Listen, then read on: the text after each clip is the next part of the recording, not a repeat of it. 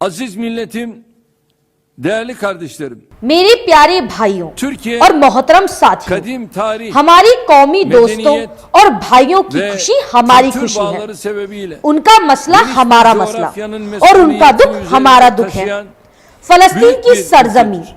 और बहुत सालों से Orta जारी Asya'dan माह Balkan'a, रमजान के आखिरी दिनों में Türkistan'dan होने Kırım'a, वाले कायराना Güney हमलों की Asya'dan Kuzey वजह से Afrika'ya kadar हमारी ईद में कड़वाहट आ गई। ülkemizin merkezinde हम दुखी yer हैं, aldığı हम बहुत bu तकलीफ geniş में हैं। coğrafyada मासूम yaşanan और बेघर हुए olumlu veya औरतें, olumsuz बच्चे her अपने hadise घरों और माल की bizi हिफाजत doğrudan करने वाले ilgilendirir। मजलूमों पर ताकत इस्तेमाल करने Gönül वाले dostlarımızın आतंकी देश इजराइल के जुल्मों पर हमें न सिर्फ अफसोस बल्कि गुस्सा भी है।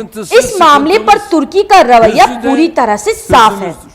Dün Azerbaycan'ın Dağlık Karabağ कल जिस शक्ल में अजरबैजान की पहाड़ी और काराबाग में कब्जा की हुई जमीन को छुड़वाने की जंग में हमने मदद की, आज उसी एहसास के साथ अल-कुद्स और फलस्तीन शहरों में होने वाले जुल्म पर एक्शन ले रहे हैं।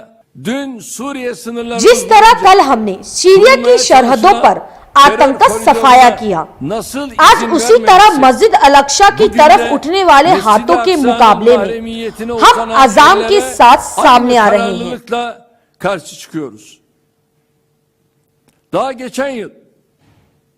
पिछले दिनों जिस तरह हमने लीबिया के टुकड़े होने से बचाया था, जैसे झगड़ों से उलझे हुए सोमालिया की तकदीर से हमने मुंह नहीं मोड़ा, जैसे क्रीमिया के संबंधन की हमने हिमायत नहीं की, उसी तरह बीते सालों में बोस्निया में होने वाली वेश्याना दरिंदगी पर आवाज उठाई। यहाँ तक कि अगर आज सारी दुनिया हमसे रिश्ता तोड़ भी ले, तब भी हम इजराइल के जुल्म पर खामोश नहीं बैठेंगे। हमने इजराइल के हमलों को शुरुआत से ही अंतर्राष्ट्रीय नेताओं और अंतर्राष्ट्रीय संगठनों के साथ बड़ी गंभीरता से उठाना शुरू कर दिया था। अब तक 29 देशों के हुक्मरानों के साथ मैं फोन पर बात कर चुका हूँ, ईद की मुबारक दी और साथ ही अल-कुद्स और फलस्तीन के दूसरे शहरों की हिफाजत का मुद्दा उठाया। इसके अलावा हमारे दूसरे मंत्री भी लगातार सभी देशों से संपर्क में हैं। इसके साथ साथ उम्मते मुसलमान के दूसरे देशों की चुप्पी से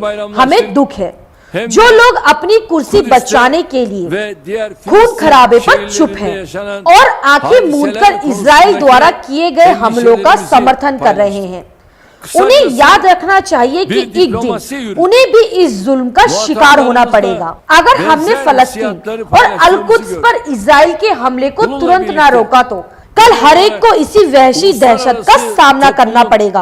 अल-कुद्स जैसे शहर जो न सिर्फ मुसलमानों बल्कि ईसाइयों और यहूदियों के लिए भी पवित्र हैं, बगैर किसी हिचकिचाहट के कायराना हमले करने वाले इस आतंकी देश ने अब हदें पार कर दी हैं।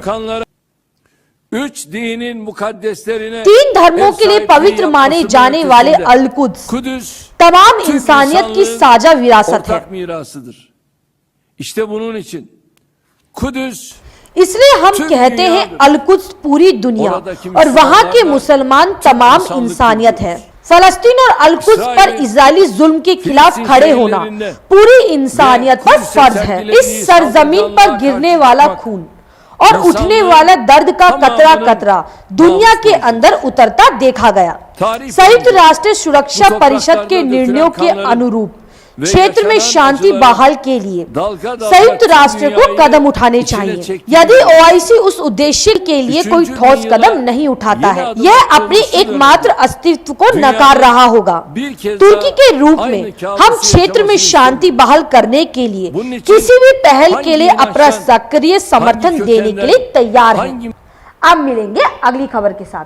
आपको ये न्यूज कैसी लगे मुझे कमेंट करके जरूर बताएं। ये जो न्यूज है ये तुर्की के राष्ट्रपति रजब तैयब एर्दोगान ने एक भाषण दिया है तुर्किश में। मैं उसको आपको हिंदी में समझा रही हूं।